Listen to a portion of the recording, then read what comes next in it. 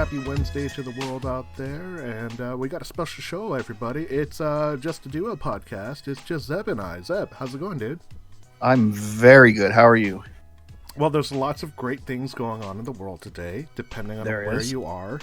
Politically, entertainment-wise, sports-wise, maybe health-wise, celebration-wise.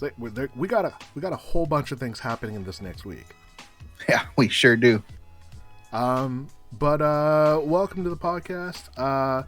Right off the bat, sorry, Ross is not available to us today. He's fine. There's nothing wrong with him. He couldn't make the podcast today, so it's just gonna be Zeb and I. So we're gonna just give our undivided attention to you, and we're happy to talk about the Seahawks. And Zeb, that was the Seahawks' 7th road win this year. Pretty impressive, I would say. Impressive indeed. Correct me if I'm wrong, real quick. Ross took the day off because of his love for the Star Wars sequel trilogy. He decided he needed a whole extra day to prepare. And so much, I think he might be even squeezing in the prequels with that too. Yeah, I think you're probably right. 7-1 on the road. I don't think that. I don't know. I've always felt like the Seahawks have struggled on the road, relatively speaking, to compared to playing at home. If you told me at the beginning of the season that they'd be 7-1 on the road, I'd be pretty freaking happy. And as it is, I'm pretty freaking happy about it. So it's a pretty good place to be sitting. Yeah, it's kind of incredible to think about a team that, I mean, we're talking about just one generation ago. We're talking about like the Pete Carroll, pre-Russell Wilson. Playing on the road was like a death trap. I mean, we all knew in 2005, even with the previously best Seahawks team with Sean Alexander, Walt Jones, Max Strong, Matt Hasselbeck, Lofa Tatupu, it was like, we're going to go 8-0 at home and hope to split on the road. And that got you 12-4, and that got the Seahawks the number 1 seed. Whereas this year, 12-4 might not even get you a division. It might get you a wild card, which is kind of crazy to think about.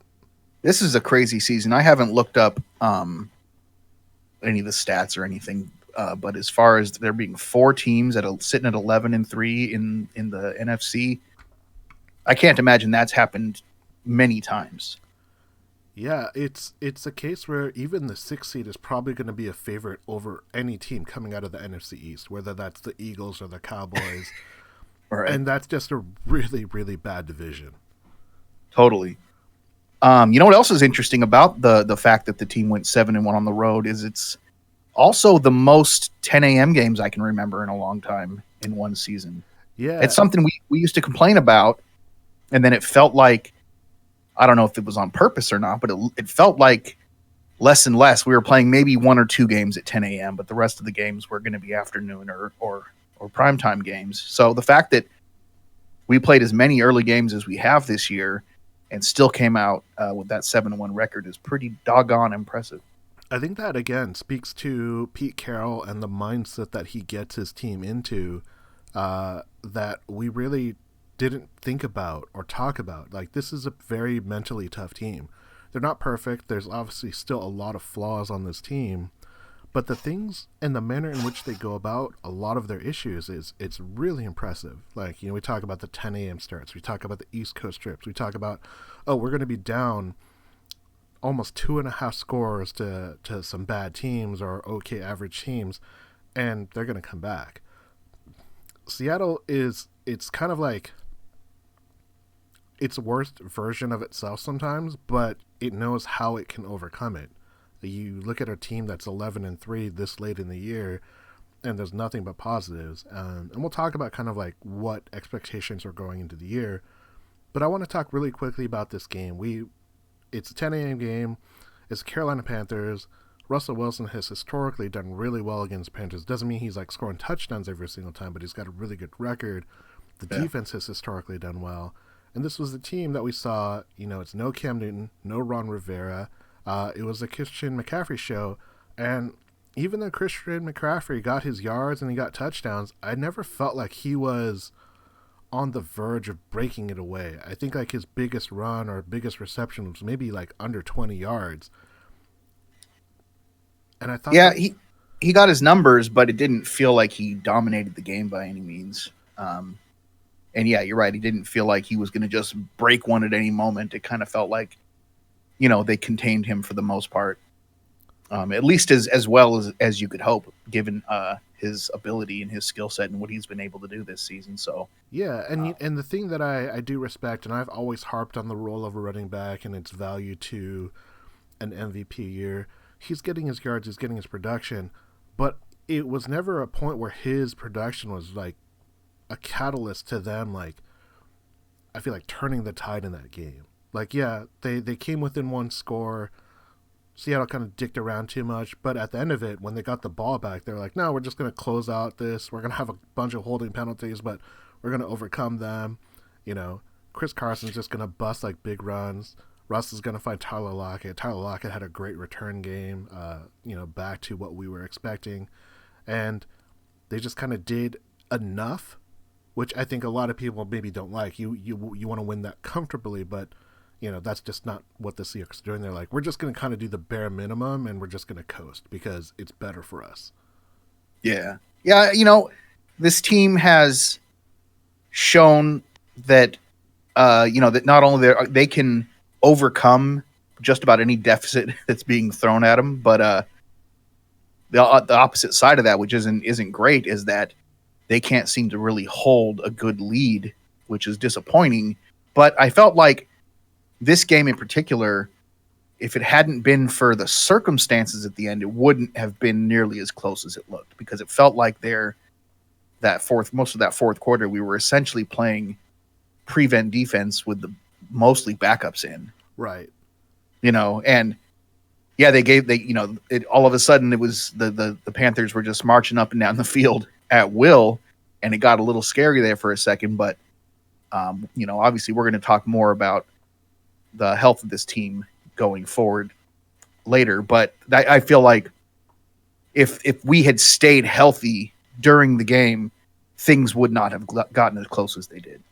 Yeah, I definitely agree with that. And what I think we were seeing is this is the point where the Seahawks and Pete Carroll, their goal, what they're striving for is, once we get to a point where we're comfortable, let's do everything we can to preserve our players. Because, we didn't even talk about the starters that weren't there. We're talking about the people that they lost in game, and they lost a bunch of players in game that definitely impacted their ability to continue to play a pretty strong defense. So I don't know if this is a case where, like, oh, the team just like coasted and went to prevent. It's like, no, they were missing quite a few parts, and that's a point where Richard Sherman, one of my favorite Seahawks of all time, he continues to say Seahawks practice is harder than the game because they play and they practice so hard.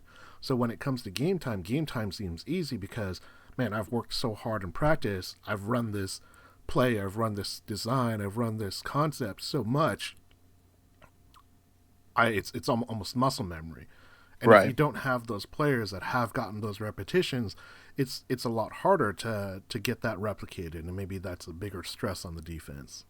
Yeah. But yeah, I overall very excited to see the Seahawks win the 7th road game of the year, and the Seahawks have officially clinched a playoff spot and theoretically could have the number 1, number 2, number 3, number 5, or number 6 playoff spot with 2 games left. This is the 2nd consecutive playoff trip for the Seahawks and the 8th playoff overall for Pete Carroll. Russell Wilson, Bobby Wagner have been announced to the Pro Bowl as NFC starters, and there's like 7 alternates. Seattle controls this playoff position if they can win these final 2 games. This team also set a franchise record for road wins and consecutive road wins. This is the Hawkscast podcast brought to you by the Hawkscast Forum. And Zeb, since Ross is here, you're always going to start. So I want to go to topic number 1. And I want to note, have the Seahawks exceeded early season expectations? Is this where you thought they would be? Is this where you think like the Seahawk Nation as a whole thought this is where they would be? If we're talking strictly record, I think this is beyond what I expected. I always go into the season with a with an optimism. I may predict, my prediction for the season might be 12-4 or 13-3, but a lot of times in reality, what I'm thinking or what I'm expecting is probably closer to 9-7, 10-6 with this particular team. So sitting at 11-3 right now is definitely beyond my expectations. Now, how the team is playing is pretty well in line with what I expected to see. We know that the defense wasn't going to be, it's not the Legion of Boom anymore, and we've had to kind of learn to accept that. Bringing in Clowney at the last moment kind of probably boosted expectations a bit, but I was also one who, I haven't watched Clowney all that much in his professional career.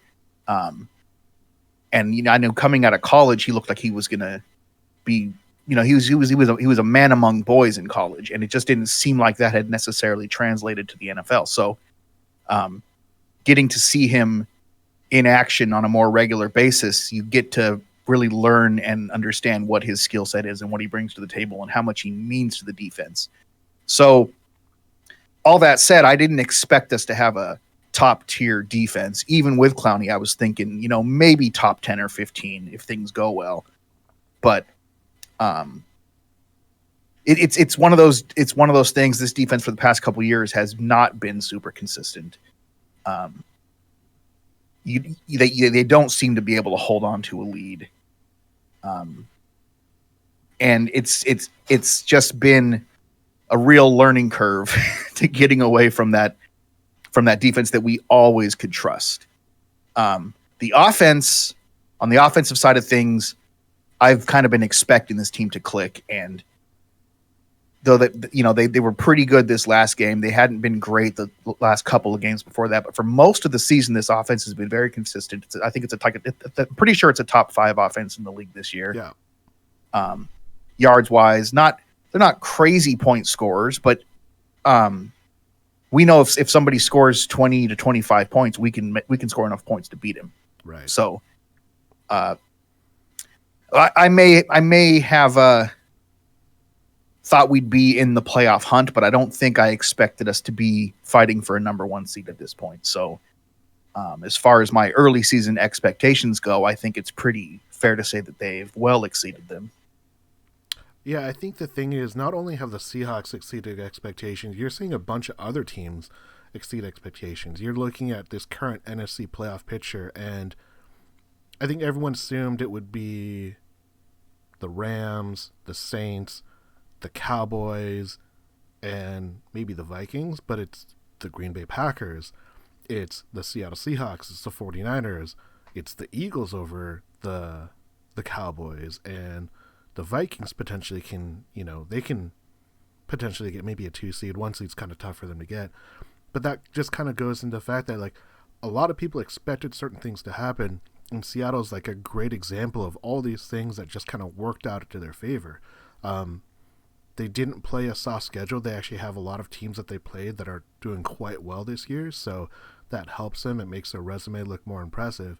But they also did some big milestone things, such as that road record and getting that first, loss on San Francisco's stat sheet. So that's another big thing. But more so to your point, I think that people expected the offense to be pretty good because Russell Wilson's there, and the defense to be kind of a liability. And we've kind of seen that progress through the year. I think what is surprising and what is exceeding expectations is if you peg Seattle as just a 10-6 team, the fact that they're a game ahead of that and they could potentially get up to 13-3, that kind of boggles my mind. I almost feel like the phrase "you're playing with house money." I personally hate that phrase because I'm no, stop playing with house money. Just take it and go home. You're ahead. What are you doing? But this is kind of where the Seahawks are. If they stay at 11-5 to finish the year, I think it will be a disappointment to lose those last 2 games because what that could have afforded to them. Yeah. But that still means they're going to be in the playoffs, and the fact that they've already secured that, I can't help but wonder, depending on what strategy would go in play. I think Seattle's trying to gun for the number one seed because that gives them the best chance to get to the Super Bowl because that's 2 home games in Seattle, in CenturyLink. Ross has already bought tickets, so he's gunning for that too. But I think no one could really fathom that. I think any reasonable Seahawks fan, no matter how much of a homer they were, I think it's always hard to project your team to go 12-4 because we knew how tough this division is. We saw what happened with the Rams game. It's just a bad matchup. But every other game, they've just been able to hang in and do well. And it's kind of crazy to think that, we could be looking as great as 11-5, 12-4, or 13-3. And this was not a year that I would pigeon that. I would have expected maybe Russ's year where he had like 35 touchdowns and was leading the league. I thought that would have been the year like, oh yeah, we're really going to take advantage. We're going to run the table. But that didn't happen. But here we are. So I'm thoroughly shocked and impressed, and I'm happy to be so.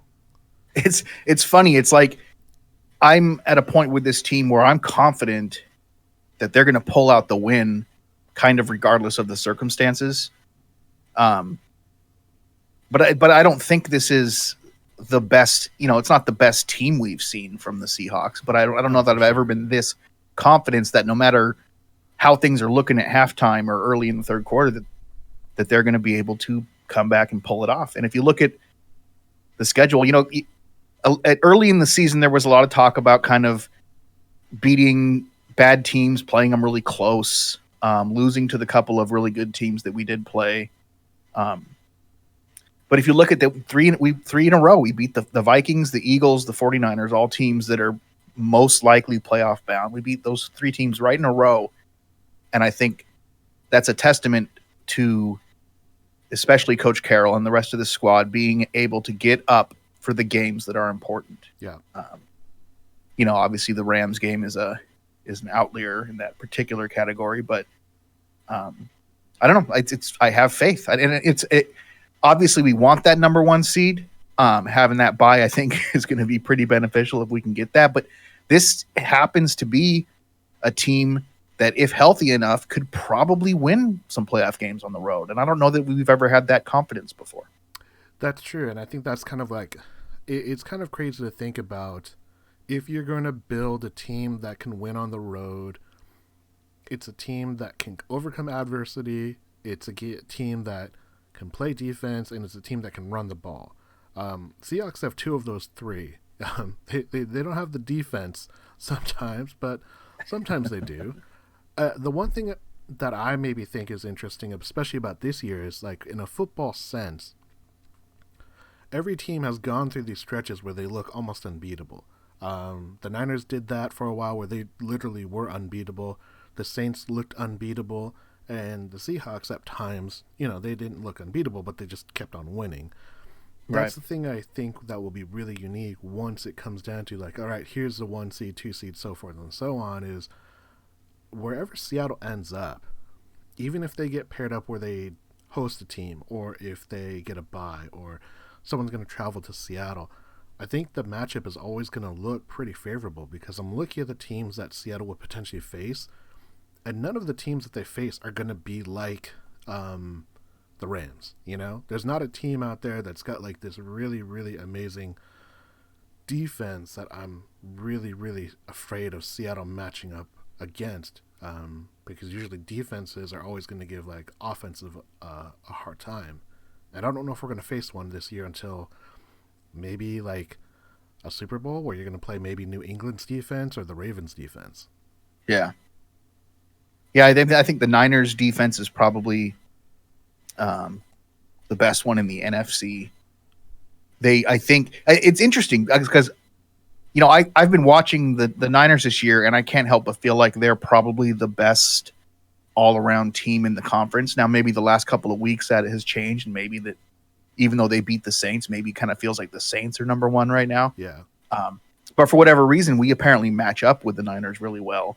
Yeah. And that defense in that game against the 49ers looked like the defense of old. And if we can get that back, especially going up against them, and we played them in week 17, and it's not at all unlikely that we might meet them again in the playoffs. So yeah, it's really crazy to think that that's still an option. And I go back to when Seattle won the Super Bowl the first time around. San Francisco was clearly the best team in the NFL after Seattle, and then you might even say that they were tied because that game just was such a close game. And I don't know if you feel the same way about any other team in the NFL right now. And it'll be interesting to see what comes out. But that's the one thing that sticks out to me is like, as good as Seattle is, I don't think they're invincible, but I also don't think any other team is invincible. That Super Bowl team looked invincible. They had everything you would want. They had a quarterback, they had a running game, they had the ability to overcome adversity. It looked like they could do whatever they wanted when they needed to. Right. At Ryan Adam Davis, if you're familiar with him on Twitter, he's a Twitter personality. Yes. He really thinks that Dallas Cowboys are a matchup problem for the Seahawks. Going back to last year in the playoffs, that proved to be true. He thinks that it's carried over, and it still is the case that they're the one team that the Seahawks don't want to have to see in the playoffs. What do you think about that? I think that's an interesting matchup, and I think a lot of it has to do is how they're built. And if you look at what Seattle has in regards to their defensive line versus the Cowboys' offensive line, I think that's definitely an advantage to the Cowboys. Now, the thing that is really interesting about the Cowboys, I think, is that they don't really play to their strength. Like, they're relying on their quarterback to toss the ball around a lot, and he's getting a ton of yards. He's having a pretty good year statistically, but that's led to a 7-7 record. And a lot of it's due to the fact that they don't play run ball. Like, they don't have the ability to sustain drives. They're really just getting yards in a chunk, and then they're kind of like not able to convert, which is amazing because they have a great third down percentage, but their defense is just absolutely garbage. They've been riddled by injuries. They've got a bunch of bad players. And not to knock, but Chris Richard is their defensive coordinator. Rod Marinelli is Chris Richard maybe is the secondary coach still, but Chris Richard is part of that defense, and their defense doesn't look right. And I think that's potentially what will be a really bad matchup for any team that plays the Cowboys, even in Dallas, if they end up winning the East. I don't know if I'm really afraid of the Cowboys, because a lot of it, I think, is they're just kind of like, they don't play to their own strength, and maybe that's what they're doing when they played the Rams. They kind of decided to stop messing around and just run the ball and play ball control because they have the offensive line, they have the running backs, but it'll be interesting. But I think that's a good point out. It would be interesting to see if Seattle gets the 5 seed, what that kind of matchup. I would still expect Seattle to be a favorite, just in the manner in which the Cowboys have played throughout the course of this year, not just the last game of the year. Right. And I know this isn't we've talked about this before, how this isn't necessarily the best way to measure how good a team is, but just seeing the way the Cowboys handled the Rams this past weekend after the Rams whipping our asses the weekend before, it's not the most encouraging situation. But again, that's the way things go, right? Like one team may beat one weekend, and then the next weekend it's a whole different situation. So yeah, I don't know. Yeah, for sure. No, and I totally think that you're always going to get caught up in what was the last thing you saw, because in football, if you try and look at what the Seahawks did in week 1 where they barely beat the Bengals, that's not really hanging over your head when you think about how do they match up against the Panthers? How are they going to face Arizona at home now? Because the teams are so different, not only on who's available and who's playing well and who's a focal point and who's not. So I think that's a really good case to kind of look at. And, if it ends up being that matchup, right now, I think, the Cowboys are going to get a lot of credit for their way that they really, really just kind of demolished the Rams. And we'll kind of see what happens if that's the matchup. But I'm still looking forward to it. And they might not even make the playoffs anyway. So yeah, I mean, the thing that's so bad is the NFC East is thought of so poorly right now that, people are projecting, I think, an 8-8 winner, which is only because the Cowboys will win one more game. They'll have the tiebreaker over Philadelphia because Philadelphia just like has no bodies in their receiver core right now. Right. Yeah, it's too bad one of them has to win because it would be nice to get another 7-9 playoff team in there. Yeah. But that actually leads us to topic number 2, and it's about the fact that are the Seahawks going to succumb to this current rash of injuries? So just to lead into the last game against Carolina, Seattle was down 4 starters. They didn't have Ziggy Ansah. They didn't have Jadeveon Clowney. They didn't have Michael Kendricks, and they didn't have Shaquille Griffin. And then in the game, we lost Bobby Wagner. We lost Quandre Diggs. I feel like we lost our backup free safety. I want to say, is that what happened? Who went? Leno? Yeah, so we lost Leno for a little bit. So like I think we lost Woods went down for a bit and came back. I think. Down.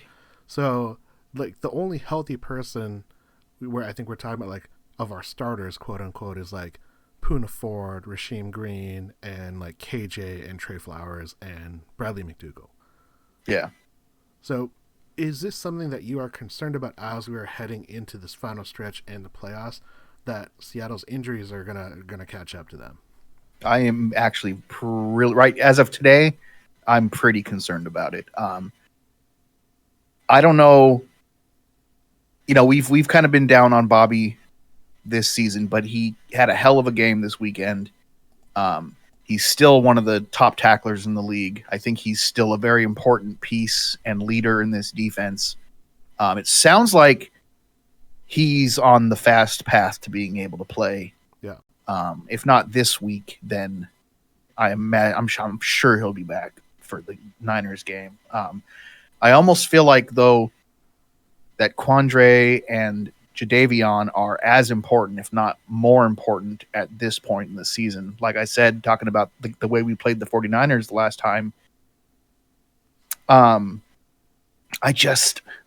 think we have to be at that level to beat them. I really do believe that they're that good. If you look at the games the 49ers have lost, it's been just seconds, and you know what I mean? Like just barely. They could very easily be undefeated still at this point. Right. With just a couple of things happening a little bit differently. I think they're a phenomenal squad. And I think our best bet against them is to play defense like we did. And I think we need Jadeveon Clowney in there because I think Jimmy Garoppolo is scared to death of him. And I think that's the most important piece. Like I mentioned earlier, like I feel like this team is built to win on the road, but so even if we don't get that number 1 seed, I feel like we still have a good path to the championship. Problem is, with all these injuries, I almost feel like we need that bye in order to be healthy enough to compete at that level. So that to me, the injuries are concerning. And then I know we're going to talk about this in the next topic, but not injury related. We lose Josh Gordon now, who was just, I think, becoming a bigger part of this offense, and somebody obviously he'd been somebody that we could count on to convert third downs for us. So losing him is going to hurt us. Penny, obviously he's done. We're not going to get him back again, right as he was becoming a big part of the offense. Yeah. So yeah, I'm more than anything, injuries concern me right now. I think that's true. And I think what we saw is in that Carolina game, injuries really started to stack up and allowed them to get 2 scores back. They were down 30-10 and pretty much left for dead. But then injuries kind of like mounted up, and all of a sudden we're playing so many backups in one go. It's not a surprise that Carolina was able to move the ball as well as they were. But I think what we're seeing is, and you alluded to this, is a player like Rashad Penny was playing at a level that you were saying, like, man, if this is a guy that's going to be the backup to Chris Carson, and if it's like a 60-40 split, like, you're really liking what you're seeing because he just has it looked like he had a good feel for the game. Yeah. We saw what happened with CJ Prosise, and I hate to beat the dead horse here, but CJ Prosise just does not look like he belongs on a football field anymore. I don't know if it's a mental issue now because he just hasn't gotten opportunities or it's just lack of reps, but his like margin of error is so small, and he really lucked out in having what would have been a worse game, because I thought he clearly just, he tried to run and he just fumbled the ball in his own, and the ball just squirted out, and luckily the replay shows that Bruce Irvin just like happens to touch his toe and it's down by contact. Yeah. I mean, that was pretty lucky, wasn't it? I don't want to be so harsh on the guy, because I know that he's got a lot of talent, but the problem is injuries and his mistakes have just been overblown, because you really have nothing else to look at. The only thing that you could look at with CJ Process is 3 years ago he had a great game against the New England Patriots on like a Sunday Night Football game, but outside of that there's nothing to talk about. Even Very when little. Penny was having a rough year this year, he still had a game here and there, or he had a run where like, oh wow, like, that's the burst that we want to see, and those are the opportunities. He's had mistakes too, but he was definitely swinging up, whereas CJ Process has just not had any momentum. He's just not able to build off of anything, which I think is unfortunate. But that's a case where I'm really worried, because we're going from Chris Carson to Travis Homer. We don't have a lot of depth at running back anymore, and the Seahawks just signed a linebacker defensive end to help with the pass rush, which has also been kind of questionable. But it looks like they trust Chris Carson, and they trust Travis Homer to be their guy, because Travis Homer is getting all of the touches when Chris Carson wasn't on the field. And I'm hoping that's because Travis Homer is who they have their trust in, and I'm okay with that. I feel that, that's an injury that potentially can hurt us, because there's just not a lot of depth and not a lot of trust. Yeah, I think you're absolutely right. It's crazy to me, for as little as he's ever done, how long Process has been on this team. Like, I swear to God, he's been on this team since Holmgren was coach. I know. He's just been here forever, and he just has done so little to show. And we talk about this every single offseason. Is this the year Process gets cut, and somehow he hangs around and he's still there? And at this point, we might end up relying on him at some point. So yeah, hopefully, if that point does come, he's able to do his job.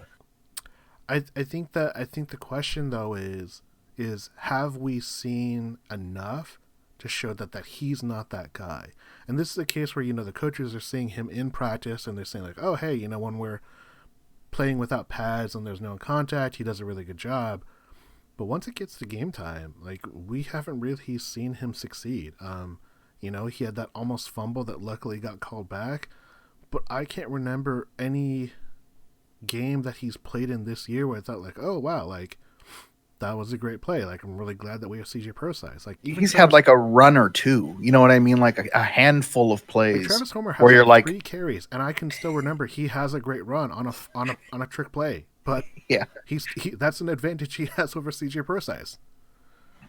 Yeah, it's weird. It's interesting how little we ever actually get to see of him, and the fact that they pretty much yanked him after one fumble that ended up not even really being a fumble is pretty telling. Like, they'd rather have Homer in there than CJ Process. So hopefully, I think it's past the point now where maybe he'll get it one day. I think we're at the point where hopefully we will let him go and move on to somebody else. I think he's a free agent after this year. I think his contract's out, so that's probably what we're going to see happen. If only there was somebody to replace him with right now. Yeah.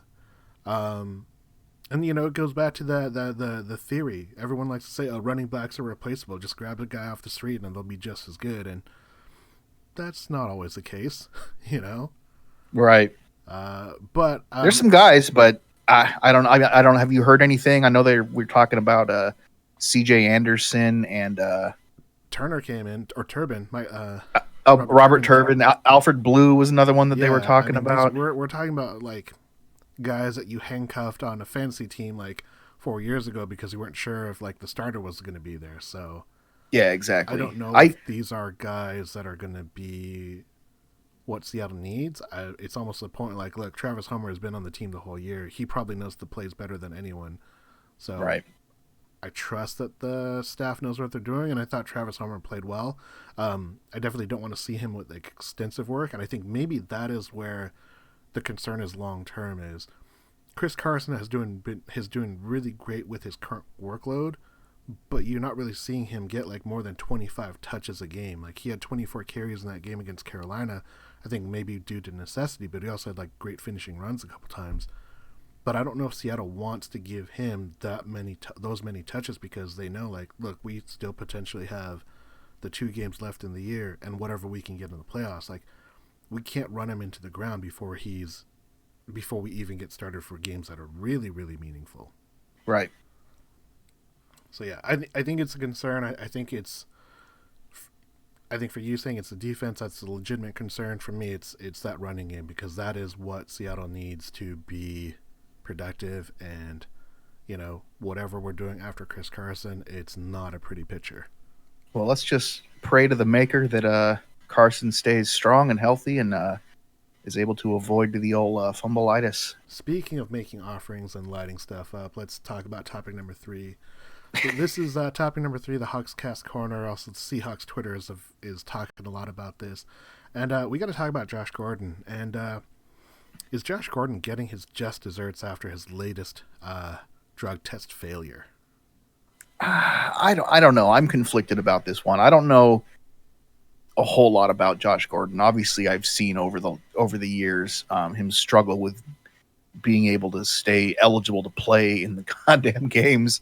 But from what I understand, the guy's legitimately got issues and had not only issues with addiction, but issues with other things in his life that are the reason that fuel his addiction. It sounds like he self-medicates, and that can be dangerous, obviously. But I think, without getting too political, when it comes to the issue of marijuana, I think it's absolutely ridiculous and asinine that grown men who play football for a living are being suspended over this. And I know that it's against the rules, and I know that he's been warned, and he's had many chances, and he should know better. But it's such a silly, ridiculous thing to still even be on the rule books, in my opinion, that just Seahawks and football aside, I think it's crazy that this guy is, quote unquote, in trouble for marijuana. At where we're at as a society right now, I think Major League Baseball just decided to stop testing for it within the last week or two. Yeah. It's like the most progressive thing baseball has done in like 100 years. Yeah. After Jackie Robinson. NBA's never made a big deal out of it, at least not recently, not in the last few decades. They have guys doing dumb things like getting caught at the airport trying to smuggle it or traffic it, but all those guys are smoking, and none of those guys are getting suspended for it. So I think, and it'll happen now. Of course, it's probably going to be too late for Josh Gordon. It's not going to affect him anymore. He's likely done. But one of these years, probably in the next 2 or 3, I would imagine the NFL is going to lighten up. They're not going to have much of a choice, but it's going to be probably too late for Josh Gordon, and obviously this season too late for us. Roger Goodell is just going to step out on the stage at the NFL draft like with a joint, like eyes bloodshot. I'm like, dude, are you guys ready to start? Oh, great. He's like, we're making some changes around here this season. Yeah, I think this is a tricky topic, because I think what it goes back to is it kind of goes back to your perspective of like what are your thoughts about drug use, especially recreational drugs or any drug. What is your thought about personal responsibility? What's your thought as like a Seahawks fan who depends on players to be available? And then also like for down the list for some people, it's like, what do you think of people as a human being when they make mistakes? I watched this, listened to the great podcast by Pat McAfee, the former punter for the Colts, and he talked about what happened. So he got busted because he got, he ran into like a pond or like some fountain and got arrested for drunken conduct. And then he immediately got put into the NFL's like phase 1 of recreational drugs. They call it street drugs and like alcohol offenses. And what happens is you get put into like this really hardcore program where For 3 months, you're on like this hardcore testing regimen. You go to counseling once a week and you do all of these things. And if you mess up once, you're suspended for the year. So he went through this where he talks to a psychiatrist, he talks about his use, and he was only flagged because he got arrested. Normally, NFL players only have to pass a street drug test once a year, and once they pass it, they can do whatever they want until their next year's test. And that's the one thing I learned from Aaron Hernandez, is that he was smoking all the time and just stopped a month before that test, and then he could do whatever he wanted afterwards. Right. And Pat McAfee basically said the NFL, like from the coaches and the staff, they all kind of know who parties, they know who uses like recreational drugs. No, we're not talking about PEDs. And they're just aware. It's like, hey, your test's going to be okay. You're going to be available next week. Like, that's kind of what they do. But once you get into the test, it is really hardcore.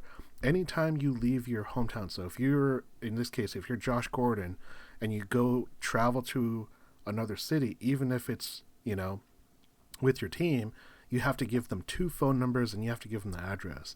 So Pat McAfee relays a story about how he told them, like, yeah, I'm going to these 3 states over like a 1-week period, and he got drug tested every single hotel because the psychiatrist thought that he was trying to avoid getting drug tested. So they had like a drug tester drive to all of these hotels at 4 a.m. They call him every half hour until he picks up and say, hey, this is the start of your 4-hour window where we're going to watch you take a pee into a cup just to test you for drugs. And he was just smoking weed. No, well, he wasn't. He was basically saying, like, look, this is literally the only thing I can do where I'm not going to drink or get high. And he was like, yeah, I'm barefoot hunting. I'm, going. He was just doing a bunch of random stuff outside because, I can't hang out with my friends. I can't drink, can't smoke, can't do any of these things.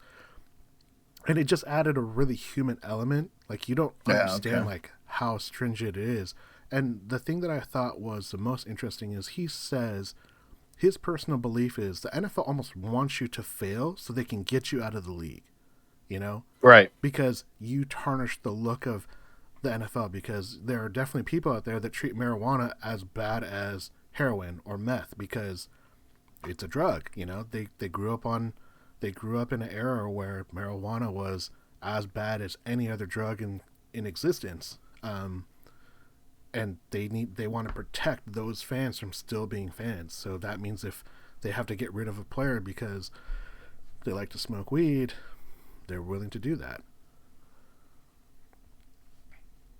I think it's ridiculous. I agree. At this point, with knowing all we know about marijuana and how many different states now have legalized it, and the fact that you're still willing to like put into jeopardy a man's career. Oh, it's not like he's driving a crane and people's lives are at stake if something goes wrong and he needs his head in the game. You know what I mean? Like this is football. This is a sport. Especially with the way that we've learned about using marijuana medically and how you can use it for pain management, and some people use it to focus, stuff like that. Like it's just crazy to me that they haven't loosened things up yet. And I think Josh Gordon in particular he's had a tough time in life. It's easy to say, oh, he's a professional football player, he's made millions of dollars, like boo hoo. But depression and anxiety and things like that affect everybody. And if the NFL believes that they're helping him by suspending him for using marijuana, then I think the NFL is laughably wrong. I agree, and I think that's being able to play football is probably the best thing for him. And I think that's the case where it's like the NFL is not doing it for anyone's own benefit but their own. Like the only reason why they test for street drugs is to protect their image and to prevent a case where you have, the fullback, the player that was hard of hearing for Seattle who gets, caught. Oh, Coleman, yeah. Who gets caught, Derek Coleman, who gets caught, runs into like a street sign or another car and then flees the scene, and you find out he's taking like some kind of synthetic marijuana or something. Like, that's what the NFL's trying to avoid. In that incident, luckily no one was really hurt, but that's what they're trying to avoid. They're trying to avoid that image. And the thing that I think is worse is they fail a lot of times. Like, that's a case where no one was hurt. But there's other cases where people have done some really, really damaging stuff, and the NFL just kind of doesn't give it the same attention, which I think is what's really unfortunate as a fan of the sport. It's interesting to see that the things that the NFL decides to take very seriously versus the things that they kind of let slide. And I think that's like kind of a societal thing. They take the pulse of like, hey, if we look at the demographic of our fans, how much of them care about drug use versus, any other offenses that a player can do. I'm as someone who's very open about the idea of recreational drugs, even though I don't partake. It's more of like, as long as you're not hurting anyone, you can do whatever you want to yourself. And the NFL, I don't think they're not gonna adapt off of that stance, because there's just, the risk is too high for them. Yeah, agree. They're not going to change. And I mean, they'll change eventually, I think, with this particular, with marijuana, because I don't think they're going to have a choice, but they'll probably hold out as long as possible. Yeah, it could be the case, but it's until maybe like federally it gets reviewed. It's going to be a case where I think it's going to be tough to try and change a business, because they have all those contracts and they're trying to like do all those things to maximize their profits as well. Anything that could diminish that, I think they're always going to be really conservative and take the safest route possible. Yeah. Well, we'll see. We'll see how it goes. Yeah, I feel bad for the guy. I'm going to miss not having Josh on the team. Yeah, for those few games where he made contributions, it was actually pretty important. Yeah. But speaking of that, we got the game coming up. So we got topic number 4. And it's the Arizona Cardinals. And, Zeb, I don't know if you know this, but the Seahawks are almost a double-digit favorite at home. Are you worried that the Seahawks are going to be expected to win by that many points? And obviously winning the game versus the gambling line, it's a little bit different, but any concerns? I'm not concerned that they're a favorite by a large margin. I'd like to see them actually make that come true. The Cardinals are the one team that we actually beat by a decent amount this season. Pretty much everything else has been a one-score game. They are essentially our point differential, right? Like, without that game, we're almost even points for and against. So, I definitely don't want to think this is going to be an easy one. I don't think any of them are easy ones, and I think this season proves that. But if there's a game that we could go in and kick the crap out of somebody and do kind of what's expected, this feels like it could be the one. Yeah. I don't know. I haven't watched. The Cardinals don't get a lot of TV time these days. I think that Kyler. Yeah, I think that Kyler Murray is a really cool kid and a very interesting player who, if things go well for him, could have a really great long career. But outside of that, besides our game against them, I just haven't seen them much. I don't know very much about them. How are you feeling about all this? About the point spread and just basically what do you think's going to happen this weekend?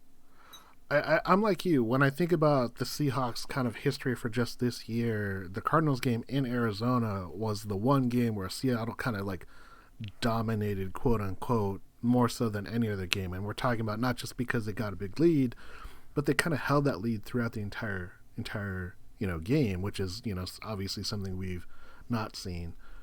I think Kyler Murray is kind of an interesting thing because he's a rookie.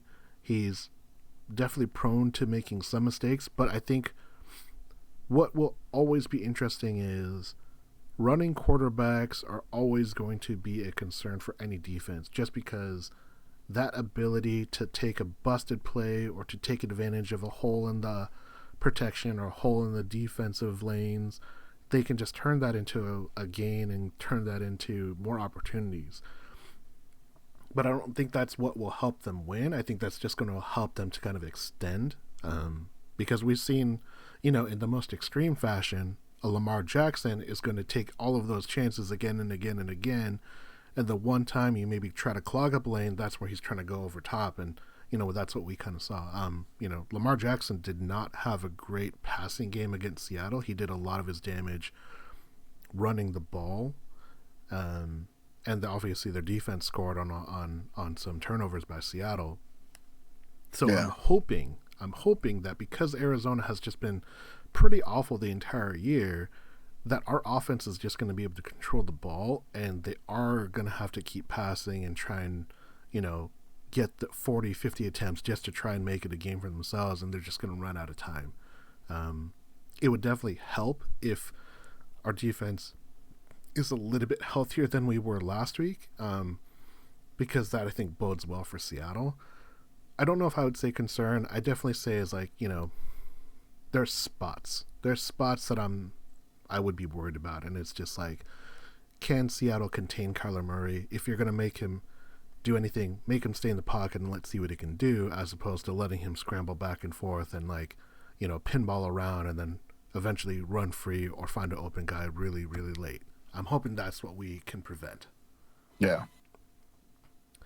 But yeah, I'm looking at his stats, and again, stats don't tell the whole story. I think he's having a pretty solid rookie year.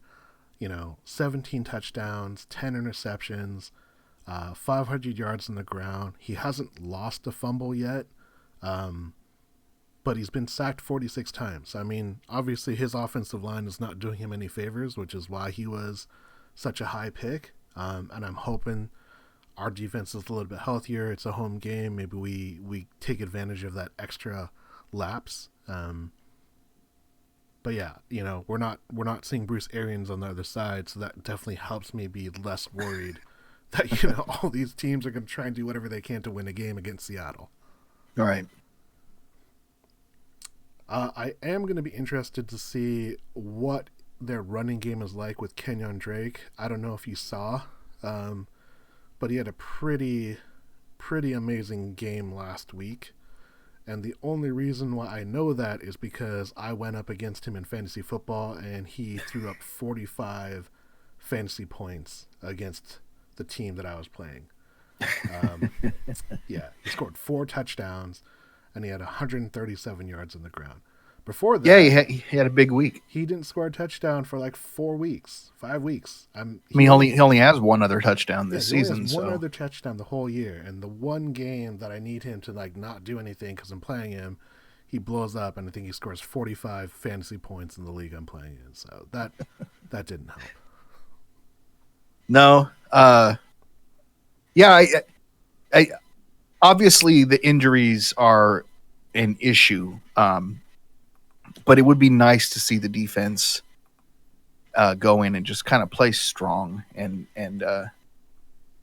do their jobs and just kind of play correctly and not let, even if we are ahead, not let them just march up and down the field and keep it interesting when it shouldn't be interesting. So I don't know. It's good. It's either way, it is going to be interesting because we don't really know what we're going to see. Yeah, Seattle is all about getting fans value for that seat ticket. They're like, no, we want you to stay for the full 60. Like, yeah, exactly. Sit down, get a popcorn. We're going to be here for a while. The Arizona Cardinals, man, like I don't know. It's like they've been good here and there. They kind of they're one of those teams that, especially at the end of the season, tend to just play us well. I think they like playing spoiler. They're never the one you think of as far as the rivalry in the division or the team you hate.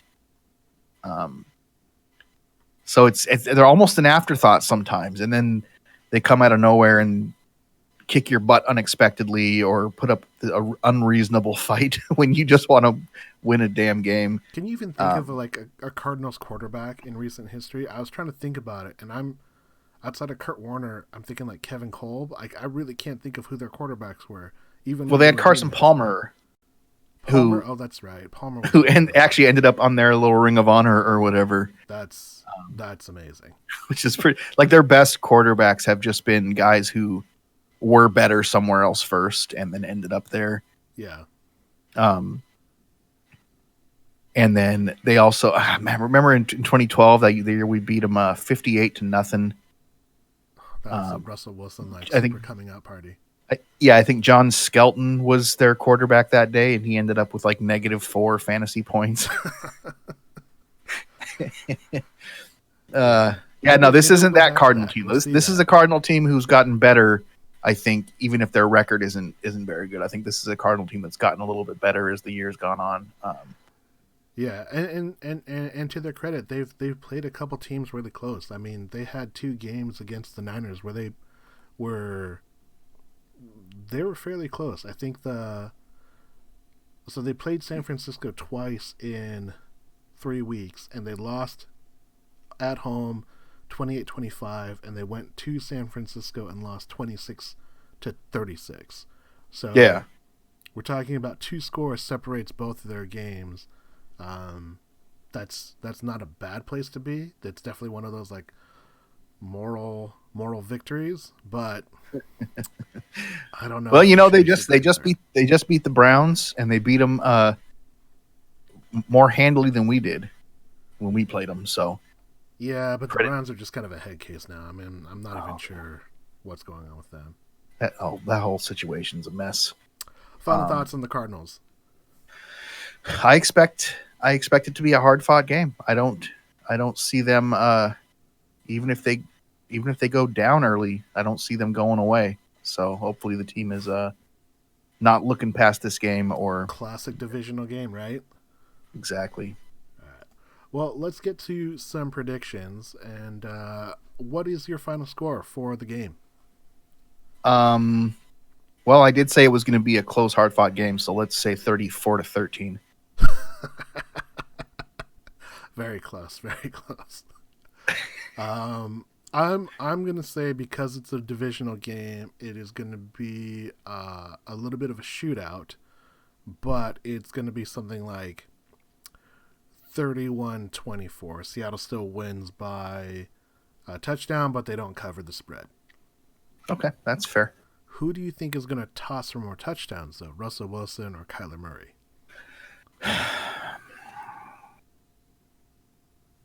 I'll go Russell. I'm gonna say Murray, and I think it's just because what Seattle's gonna want to do is they're gonna run the ball, gonna give Chris Carson a little bit more opportunity than Russ. Who do you imagine is gonna have more yards, Kenyon Drake or Chris Carson? Chris Carson. I'm with you, Chris Carson. Looking at Kenyon Drake's stats, it's really that one game where he just wanted to say, you know what, Sam, you cannot go to your fantasy football championship. You got to play for the third place game. He's really not had a good game outside of that one. I want to know, Zeb, who was the worst Pro Bowl snub? These are all alternates, so these are not Pro Bowlers, but they were named as alternates. So you've got Chris Carson, Dwayne Brown, Jadeveon Clowney, Quandre Diggs, Shaquille Griffin, Mike Upati, and Tyler Lockett. All 7 of those players were alternates. I feel like Carson should legitimately have been one of the top voted running backs. And I guess it's still just a fact that his name isn't that recognized across the league. But he's in the top 5 in rushing yards, right? Like yeah. Top 3, maybe even. Yeah. I can't speak on Diggs. I just haven't seen enough of him. But I feel like Brown and Clowney obviously both deserve to be there, but I think Carson's the biggest snub. Yeah, I think that's not a bad way to go. I'm going to throw my hat into the pool for Shaquille Griffin. I think Shaquille's been having a great year. I think he's been more consistent than any other player.